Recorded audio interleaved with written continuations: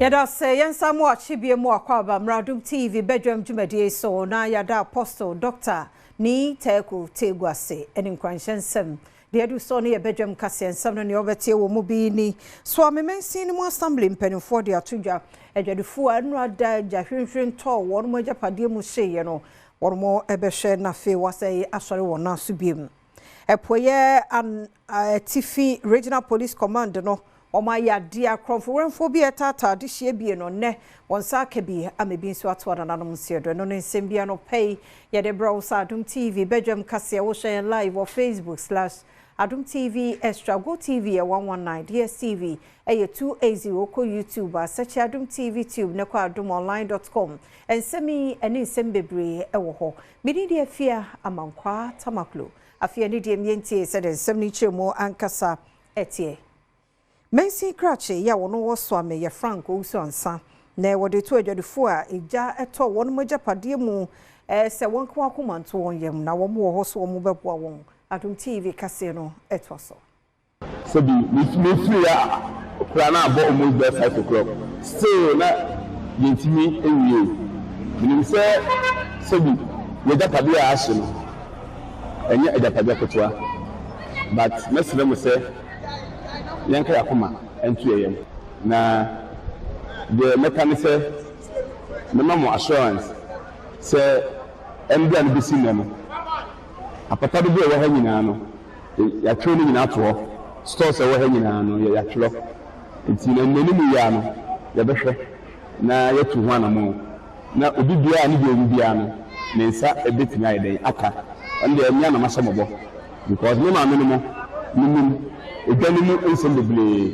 enu achi Adom kase ene pani kwanchefo no eneda ejadum fekuna no asante mantem ha eye ACFO2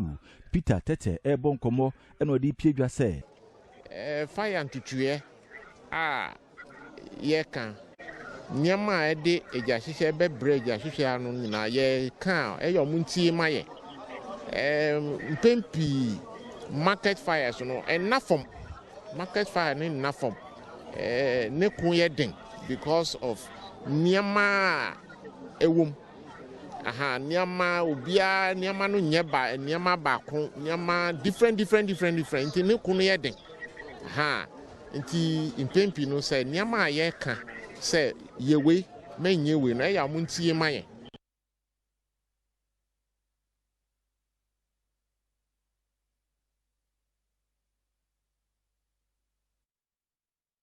Eastern North Regional Police Command nabo humodem pa kromfo tata adehye ya womofa Donkorkrom agodeka ekwan no womo ha womo adwene nenso bambofo esantetie mu nimdia wono wonti no womo atimi atu won so sa meka sei mienu wontu aka womo ama ebinimo nso womo ache womo Adom kase etwaso yenya intel ese nkrofo bi abopo ese ombo akoto ahye Idwadisfo awo kwan free Donkorkrom ko agodeka ti enya ne sa no yaso ya ntwentwen se me yakoda enwuram kole ambush ti fitia ball be se enwumre no so 7:30 pm ansa na ehu se nkrofo ko na me se afi no mayo madwen se amokwa operate mudu ba bi a police fo ase ya ile ambush no ejina omomo anyira nti almost start se omumbomu fire police ana yenso return fire nti amonomo ho no no ba kotoye akotoye na mo ye nipa fo amoti moto mienu so moto no Honda but ba kope ene one number plate ya kan any number plate nti omo eja moto no but we say we are getting closer nti eja moto no ene etuo abuba no moto nwure because nwure mo me say sabe police car na moto ne ntimi mfa enru anajo yesa miensa na no mo ye no yesa ekosia o ma yesa Akuafo ya womo wo aboduabo wo bebi ani anua so bekwai mensimu wo Western North Mantemu se edei bebi ani forest guard fo womo ha akuafo no pa tata wo no mu ne ade age na wo mo kire se forestry no esusu se akuafo na ba eye kwaye no emu se ade eno ho nsama ekoso kase etwaso me koko mpanifo nye koko afi na me sia ase edo koko no asu papa enyini omo toni nyina me ni bibia wo ho a me ba kwemma no etu a na ekuta wo no omo de pempem yen omo etu aboba no kwaye sisa bi e de ba fie na ma na omo di kai mpre no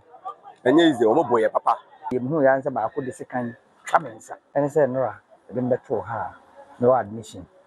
wono mano esiye bright asamwabrefo ya wono emra shebedwani a wogina mu ema wona e wo bibia ne anya so bekwaye e de adesreto akwafo no anim se na yesu etu e ho afo se ema enkoye se yesan kodo foforo na da bia no saade no eba ade a kan kura ne se wo he video no bia koko no bia so koko nso sebe enye ye ba ban mo be 7 months na koko no egini sa mebo a ho na asem no wo no enti ni aka na ebo ho ban. Communication Director Dema MPP Amanyoko ye Richard Ahiagba o say MPP Amanyoko no ma ye krado by election ebekoso wo akwatia no se bambofo am wo ho ban a wo mu ankasa ebebo wo ho ban. Police with representatives of all political parties to deliberate on security arrangements before, during and after the by-election. A key concern raised was the persistent specter of electoral violence that has marred recent by-elections or elections in general. The NPP once again expressed our disappointment at the failure of the Ghana Police Service and the Allied Security Services for overseeing the barbaric electoral violence that was occasioned in Ablequanov by surrogates of the National Democratic Congress to New Patriotic Party senior officials. You recall the incident with Honorable Ora Kennedy Japan ene Brian Champon e de wo nkrata akọ edi adanse sampa ompese wo mutu franka de ema MPP Amanyoko no wo de nkrata no koye no wo ene wo party ema etitafo e ba ho no edi nkomo yi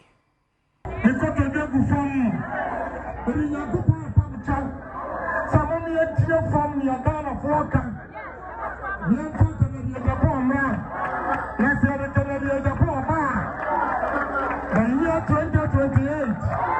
Buki will be MPP. No more going to listen to rhetorics. We want somebody who can create businesses for the youth of this country. I always say that any human being without a job has no life. Do you want life? Do you want life? Senior Kennedy Japan Esha was will be a human Sanson Dr. Brain Champon so then Krata come away what did you just say? Let me take the opportunity to thank all those who have come here to support me. I am aware that some people have driven for 20 hours from Tumu to Wa and from Wa to Accra. I thank you. I thank those who came from the northeast and also those who came from the eastern region. I thank my team from Teshi and Krowo. I thank the team from Cape Coast. I thank everybody that came from all the 16 regions. I see the bus. Ghana Yampani John Dramani Mahama say obeko na o meyi said ye emra no etie mampani dibia no wo emu emienu se 2 term na no so pepe 2028 no nyade so obesa akwa se ento no so abase mampani emu nsem eni. We've had historical ties from the period of our first president, and we view Singapore as a role model in our journey to create prosperity for our people. Enwachi ena Singapore mampeni Taman Shamuratam sudi tu dwa say obetai mampeni Dwandramani Mohamechi na mpuntu ene yidi opeso de bre Ghana for no watumi e de abreo. From those days, we've always viewed Ghana as a key player, not just in West Africa, but in Africa as a whole. I know you've inherited a very difficult set of challenges but you're off to a very strong start in repairing the situation and re-injecting confidence in Ghana, and we in Singapore, in whatever way we can, through our government agencies as well as our companies, will do what is useful to support you in your efforts. Director General of the Ghana Education Service, Professor Ernest Davis, school placement no nyame adoma September busumi ni yesheni mu ade to so dunso na ebeye adwuma emuda ho twitwi bia nso enim. Wabra Director General of the Ghana Education Service, Professor Ernest Davis, in Central Fooding Kitahon, or to just say a free September Bosomani de Dikai, Kusine de Toso and Wacheno, one will be www.cssps.gov.g, Senebeya. A month for to me, Ako Wako say, Unsukua, one more a fine in a sapepe, and I etie, and sana one more a share. I say a day, a month for say, a fata atutu and to a Susuku Audo emu. I know you know, sign to just say September Bosomani de Toso Edunson, and a school placement in one more the Babeto and one. Candidates will have the opportunity to review the entries they have made, such as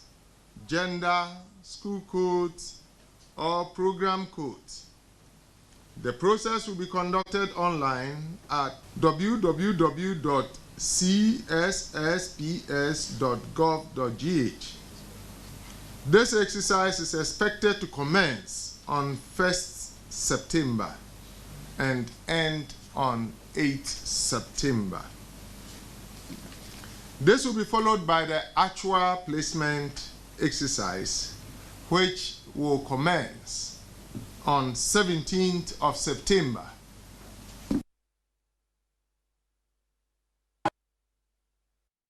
Sasa human so twen ye koso wo ball boy men simunti ama ni padodo na free one mo fie mu ekobo won ho adwa e wo baby.